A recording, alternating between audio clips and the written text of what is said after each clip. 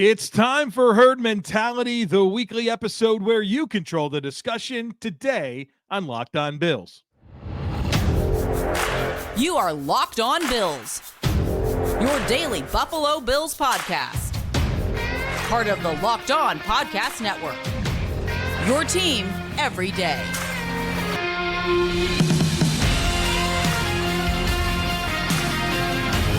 What's up, Bills Mafia? It's Joe Marino, author of Go Bills and Buffalo's Run, also the co-host of the Locked On NFL Scouting podcast, and I am your host of Locked On Bills. Want to thank you for making Locked On Bills your first listen every day, and a big welcome and shout out to our everydayers. You know who you are. Those of you who never miss a single episode, I appreciate y'all being here very, very much. I'd also like to invite you to subscribe or follow for free on YouTube or wherever you listen to podcasts. We're part of the Locked On Podcast Network, your team every day. Today's episode is brought to you by Game Time. Download the Game Time app, create an account, and use code LOCKEDONNFL for $20 off your first purchase. Terms apply. Well, folks, welcome in. It's time for Herd Mentality. Tons of great questions to get into today, including which post-June 1 free agent pickup would move the needle for me, Josh Allen's contract in light of the new Jared Goff extension, all kinds of stuff. Keon Coleman and separation. We got a lot to dive into, but I do want to lead with the Bills making a unique hire. And I'm referring to John Parry. The Bills hired John Parry. And if you are unfamiliar with John Parry, he has most recently been an NFL rules analyst for ESPN's Monday Night Football. You've seen this. You watch football games and they go to a former referee to explain a rule or something like that. Well, the Bills hired this guy to serve as an officiating liaison. And his job is to advise the coaching staff on rule matters and replay decisions. John Parry, a former NFL official, was an official from 2000 through 2018. He refereed 2 Super Bowls. And I think that this is a hire that could bring a lot of value to Sean McDermott and his coaching operation. Of course, helping with rules and the enforcement of rules and educating the staff on all of that from a very high level from somebody who's been an NFL official for a long time. But also with coaching challenges and making those decisions during games. Sean McDermott has not been very good when it comes to winning challenges. His career win percentage is 30.3% when challenging plays, which is second worst in the NFL among active head coaches that have challenged a play. The only one worse is Mike McDaniel from the Miami Dolphins, who has a challenge win percentage of 23.1%.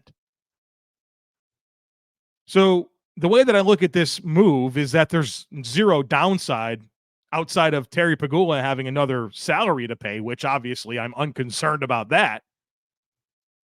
But I can certainly appreciate Sean McDermott taking an honest look at his operation, seeing an issue, and taking a meaningful step to try to fix it and try to improve it. So John Parry, former NFL official, 2000 to 2018, most recently a rules analyst for Monday Night Football, has now been hired as a coaching liaison to advise the coaching staff on rules matters and replay decisions. All right, let's get into the outstanding herd mentality items. The first one comes from Matthew. Matthew says, what is the one post-June 1st free agent signing that you think would have the greatest impact for the Bills next season? It's a good question, and I appreciate you referencing the post-June 1 designation. That's when the Bills are going to get some cap space, have a little bit of money to work with. And to me, what makes the most sense is some type of vertical receiver. I think that's the piece of this roster that I find myself the most concerned with. Do the Bills have enough down the field receiving talent? And so when I consider the options available, they could sign Marquez Valdez-Scantling, who most recently played the last couple of seasons with the Kansas City Chiefs. Prior to that, 4 seasons with the Packers. And not that you want to sign him to the deal Kansas City signed him to, which was 3 years, $30 million. But bringing him in a role that allows him to just be a specialist. I'm not asking MVS to come in and be this high volume piece of the offense, but can you help stretch the field? Can you make a couple of plays down the field? Improve the spacing, give defenses something to think about when it comes to Josh Allen uncorking the deep ball? I think there's a lot of logic behind a move like that. And so when I consider how the Bills can improve the vertical elements of their offense, the guy that is available and makes the most sense is MVS, who's got size, like 6'3", 200-plus pounds, runs in the 4.3s. And no, he's not a very consistent do-everything player. But adding that specialized skill to this offense, I think would be helpful, and it's the missing link. So make a few plays down the field, improve your spacing, give defenses something to think about in terms of down the field receiving talent for this offense. Now, that's a free agent signing. But in terms of the trade market for wide receivers, I also find myself quite interested in Darius Slayton from the New York Giants, who another guy with pretty good size, 4.3 speed, can win down the field. Probably has a little bit more to his skill set than MVS. Is also younger, also probably more expensive. You have to trade for him and probably sign him to an extension. Probably not a huge extension, but something to be mindful of when it comes to the layers involved with pursuing Darius Slayton via trade. So that's where my mind goes. How do you add some verticality to this passing game? And I think those are 2 practical ways to get that done. The other piece of this roster that I look at and feel like, you know what, might be missing a little something here is cornerback depth. And I love Rasul Dogulas. I love Christian Benford. I really like Kaiir Elam as a CB3. But right now, Jamarcus Ingram is being handed that 4th outside corner job. And not that I think it's more than he can handle. I like Jamarcus Ingram. I've been impressed with him at training camp and during recent preseasons. But he deserves meaningful competition. And so when I consider some of the options out there that might be a good scheme fit, Ahkello Witherspoon stands out to me as a potential option. Experienced player, length, athleticism, ball skills, has started a lot of games. I'd be trying to find some help when it comes to depth at outside corner, but certainly higher priority for me is the vertical elements of the passing game and who you can bring in to improve that. And Marquez Valdez-Scantling has been brought in for a visit. He visited on Monday evening, if I'm not mistaken, and I'm hopeful that a modest deal can be reached with him. And again, not a huge deal, but a 1 year, I don't know, $3 million with some incentives that can boost it to higher.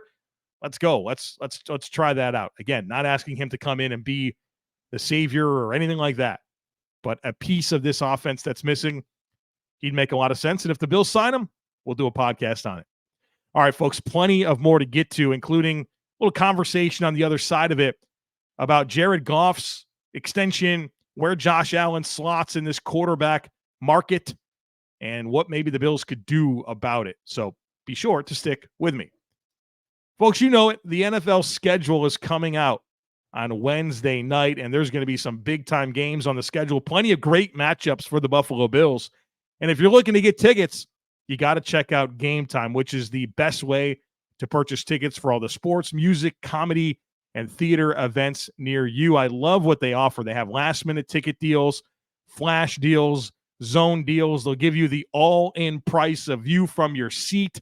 It is such an easy way to buy tickets, NFL tickets, or any kind of event that could be in your area. Again, the last-minute ticket specials are awesome. I don't always know if I'm going to be able to make an event. Well, Game Time is such a great resource for me in that I can wait up until the day before, the day of, and find a great deal on tickets if my availability changes. So take the guesswork out of buying tickets with Game Time, Download the Game Time app, create an account, and use code LOCKEDONNFL for $20 off your purchase. Terms apply. Again, create an account and redeem code LOCKEDONNFL. That's LOCKEDON NFL for $20 off your first purchase. Download Game Time today. Last minute tickets, lowest price guaranteed.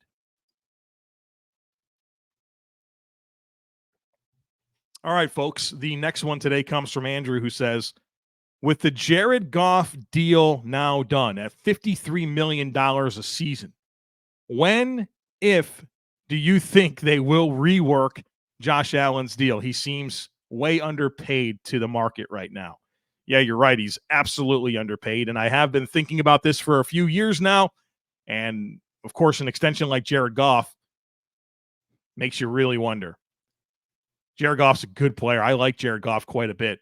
But he's getting paid $53 million a year.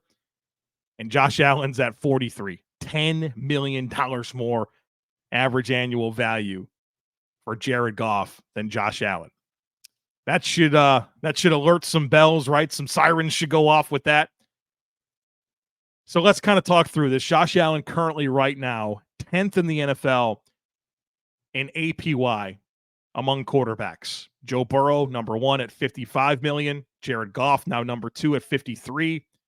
Justin Herbert, $52.5. Lamar Jackson, $52. Jalen Hurts, $51.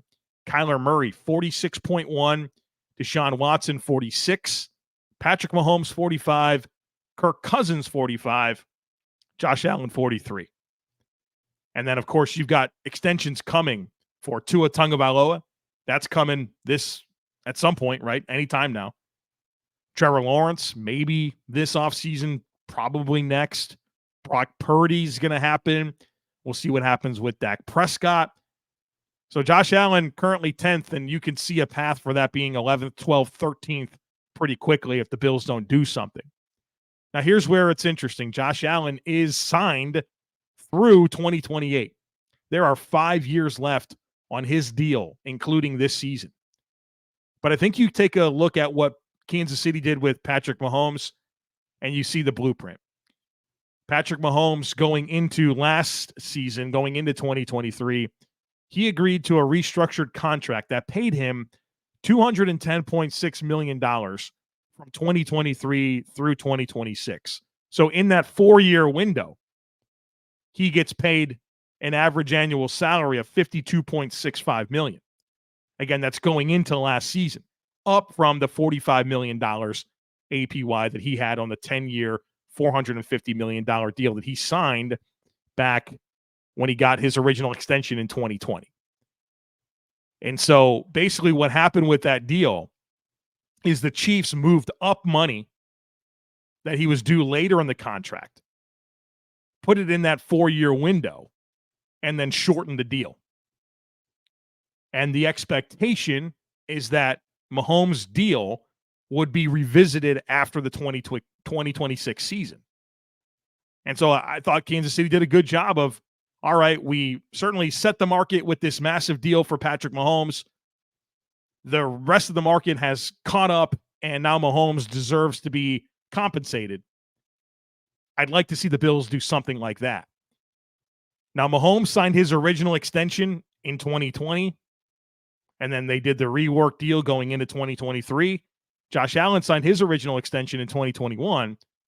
And so if everything is 1 year later for Josh compared to Pat, including the year they were drafted, the year they signed extensions, maybe that's coming soon. Maybe it's coming next year. But the bottom line is I don't think you can sit here and look at this Josh Allen contract at $43 million APY and him to continue going down the pecking order of average annual salaries for quarterbacks and realize that you got to do something here. So stay tuned. I think it could happen as early as the coming months, maybe next offseason. But the Bills are going to need to revisit this deal and get Josh Allen compensated where he belongs in terms of the elite NFL quarterbacks, right? I think Josh Allen should, if you really look at it, I think Josh Allen should be the second highest paid quarterback in the NFL behind Patrick Mahomes. Now, I understand that there's no perfect way to always achieve that. The market continues to change and reset all the time. But You can't be having Josh Allen $10 million a year less than Jared Goff. So we'll see what happens with all that. The next one comes from Michael, very similar to a question that was sent in from Joseph. Michael says, my question is about Keon Coleman. When Josh Allen came out, it was all about his lack of accuracy and how historically quarterbacks don't improve on that once they turn pro. Obviously, he proved them wrong. That said, the reports about Keon's separation issues remind me a lot of the reports about Josh Allen's accuracy issues. My question is, what kind of confidence do you have in Keon improving on his ability to separate? Are there a lot of historical examples of this, or is it similar to the quarterback accuracy issue where it's rare to see improvement with that skill set? Well, I think this is an awesome question, first of all. I think it's very important for me or for anyone that's considering this type of question and providing an answer is to ask a question and figure out, well, why? Why is Keon Coleman not a great separator? Why was Josh Allen an inaccurate quarterback coming out of Wyoming? And I think in both lanes, it is unusual for players to really develop in those areas. But I think when you ask yourself the question, well, why are they the way that they are? It gives you some ideas as to what the upside is for there to be improvement. And with Josh Allen and his ball placement issues, his mechanics were very poor. And he never really had any type of typical quarterback training in high school, right? Small school, high school, right? Didn't do all the 7-on-7 camps and all the quarterback camps and stuff that all these guys do. And so Josh Allen never had a ton of training as it relates to his mechanics. So he overhauled his mechanics. So when you ask yourself the question, why is Josh Allen inaccurate? Well, his mechanics are wild. Nothing is repeatable. It's herky-jerky. He's not using his body correctly to throw a football, and he learned how to do that. My gosh, did he improve. So asking the question why, I think lends itself to understanding the opportunity to improve. So when I ask myself, why is Keon Coleman not a very good separator? My answer is, well, I think it comes down to route running technique. I'm not worried about Keon Coleman's athleticism. Not at all. People are really caught up in the 40 time and that being their big, what they're clinging to as, well, that's why Keon Coleman can't separate.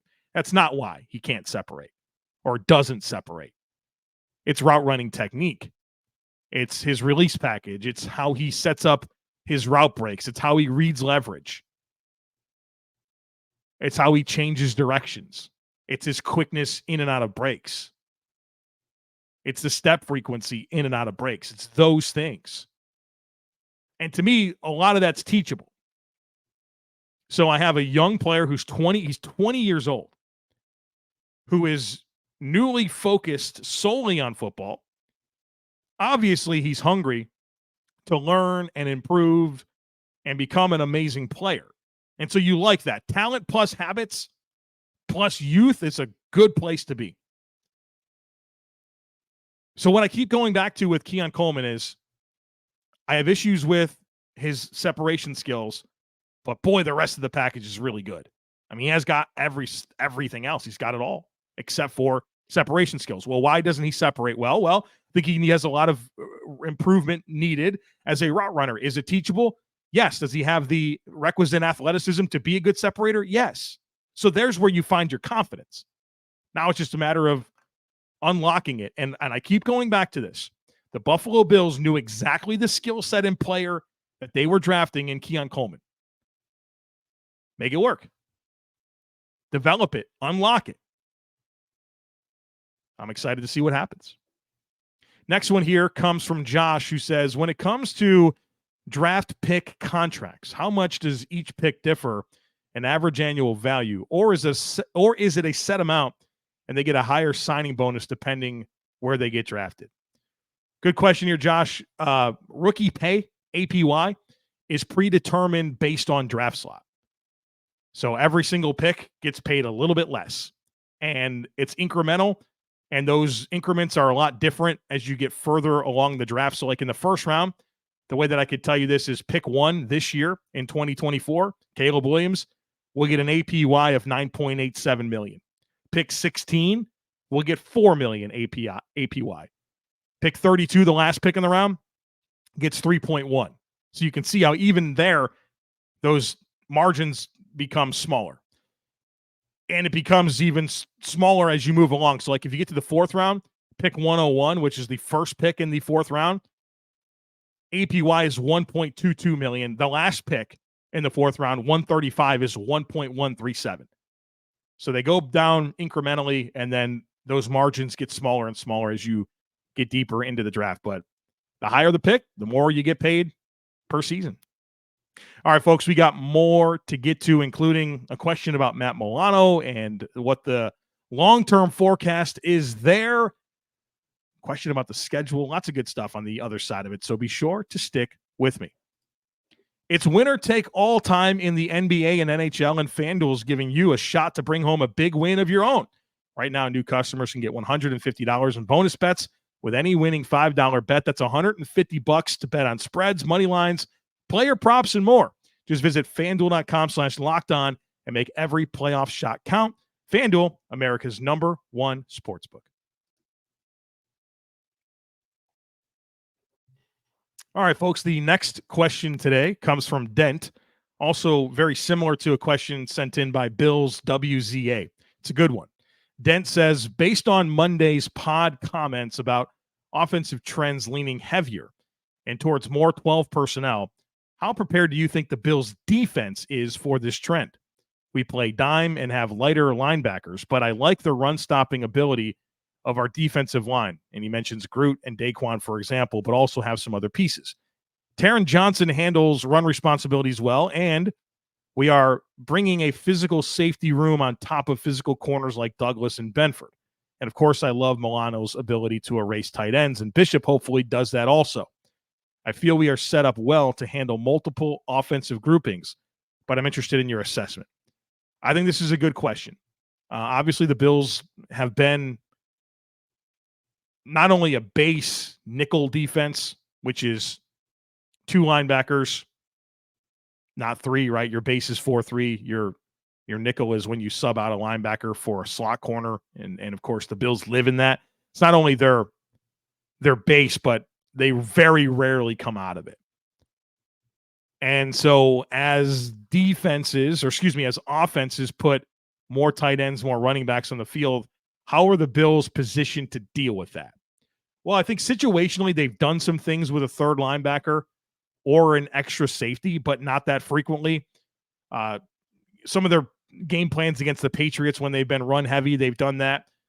They've situationally done it against Kansas City. Now, unfortunately, this past game against Kansas City in the divisional round of the playoffs, the Bills were depleted at linebacker, so it really kind of took away from their ability to do that.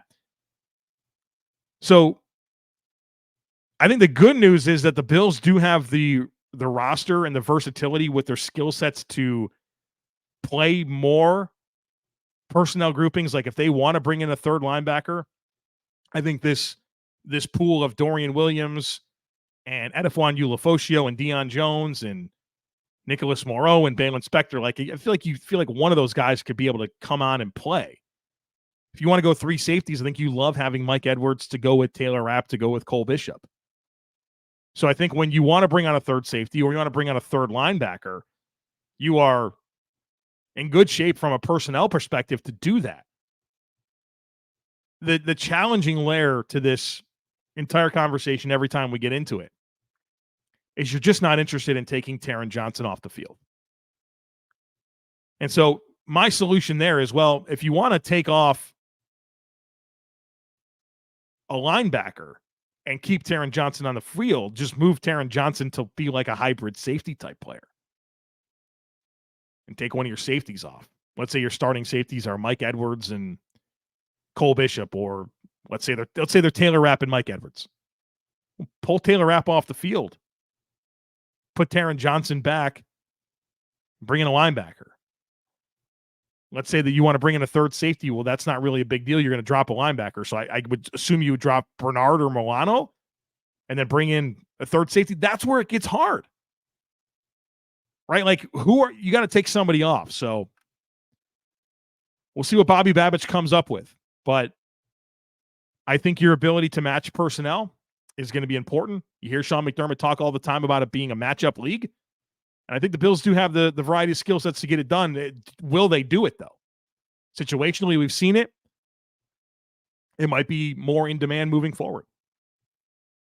Pierre says, how likely do you think it is that the Bills move on from Matt Milano after this season? Not a happy topic, but do you think he meets the criteria of Trey, Poyer, Morse cuts this year? Wondering if the recent Dorian Williams and Ulofoshio picks are precursors for a reset at outside linebacker. Go Bills. I don't know, Pierre. This is a good question, though. I think it's worth talking about. Matt Milano turns 30 in July. He has 3 more seasons left on his deal, including this year. I would say that there's not a super clean opportunity to get out of the contract until after 2025. You could do it after the season, but that would come with a post 6-1 designation, and you'd still carry a good bit of dead cap to pull that off.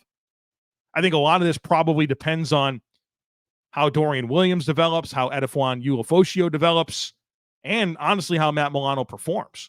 Matt Milano comes back this year and looks like the Matt Milano we saw in 2022 and in the beginning of 2023. I mean, you're not interested in moving on from that.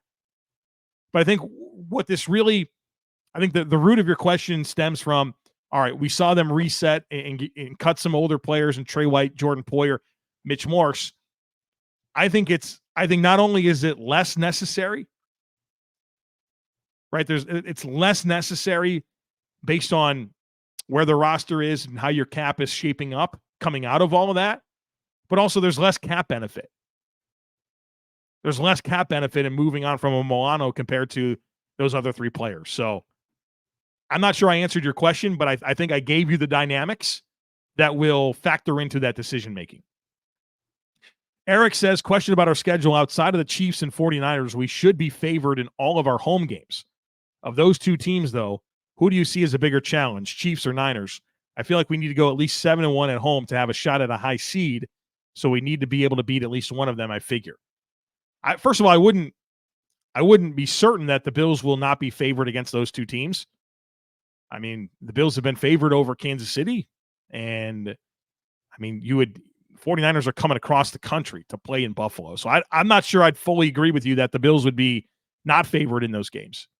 At least, going into the season, obviously injuries or however the season goes could impact that. But which one's the harder game? It's Kansas City. And I say that knowing that the Bills have beat Kansas City each of the last 3 seasons in the regular season. But Mahomes, right? Like, that's what it comes down to. Like, which quarterback's better? Patrick Mahomes or Brock Purdy? It's Mahomes all day long. And I know that Purdy has his moments and all that, but like, the Bills have been pretty successful against quarterbacks like Brock Purdy in that Shanahan system. So, yeah, I'm way more concerned about Mahomes in Kansas City because they present the bigger challenge and it's a more meaningful game. It's the conference game. The tiebreakers will be significant. So, yeah, it's Kansas City. Last one today comes from Justin, who says, Troy Franklin had a combine visit, 30 visit, and a private workout. Do you find it curious that Beane did all that work and didn't draft him considering he had 3 opportunities? With Joe Brady as the offensive coordinator, and it's 100% his show and not Dorsey's playbook, and taking over midseason, do you think Brady wants big outside receivers like Coleman, Claypool, Hollins? Do you think moving forward we will have big 6'2" to 6'4" outside receivers? Seems like we have gone away from the Diggs-type receiver. Well, first of all, there are players just like Troy Franklin all the time where you do all the work on and you don't draft them. All right, all the time. There are probably a lot more players than just Troy Franklin that the Bills had that sequence of events with and didn't draft. Here's the thing about Troy Franklin. Like, I'm surprised that people are surprised that he fell in the draft. No play strength whatsoever. Like, you gotta be able to be physical and deal with contact in the NFL. And that's just not Troy Franklin's game. I think he went in the appropriate area, the 4th round. So I don't find this as surprising as other people. The Bills did a lot of work on Troy Franklin, just like they did hundreds of other guys. Certainly doing their due diligence, but it never made sense for them to draft him. And I'm okay with that. As for this idea of the outside receivers being bigger, I certainly think you look at the the players they brought in and feel like that's true. But like, let's not forget about Khalil Shakir and Curtis Samuel. Those guys are shifty separators. And I mean, have they gone away from a Diggs type receiver? Diggs is a pretty unique guy. Not a lot of Steph Diggs walking around out there. So just keep that in mind. I don't think they transitioned away from a type of receiver. I think they transitioned away from Stephon Diggs. I think they would love to have a 24-year-old version of Stephon Diggs that, was aligned with everything going on in the organization and didn't create distractions. So again, I don't think they moved away from a skill set. I think they moved away from a human being. I think the Bills will continue to want to have complementary skill sets within their wide receiver group. I think the opportunities that were available lended itself to being bigger. I think they wanted to get some bigger receivers, but they still have really shifty, dynamic route runners and separators in Khalil Shakir and Curtis Samuel. So there you have it. Herd mentality in the books. Tomorrow, folks, we get the NFL schedule. I can't wait to get it. I'm going to put a podcast out in the morning where I talk about the opponents on the schedule and what the biggest challenge is that they present to kind of look at, what areas of the Bills team are going to be under the most stress based on the biggest challenges that the opponents present. And then we get the schedule at 8 o'clock Eastern time, and I'm going to stay up late. I'm going to break down the schedule. And at some point on Wednesday night, I will get my podcast up to you. If you've never heard me break down the schedule before, I look at it from a lot of different angles. And so I'm excited to do that for you again this year. So don't miss anything. Make sure that you're subscribed. Would love it if you took a second to rate, review, and share the podcast. Have a great rest of your day. Go Bills. And I look forward to catching up with you again real soon.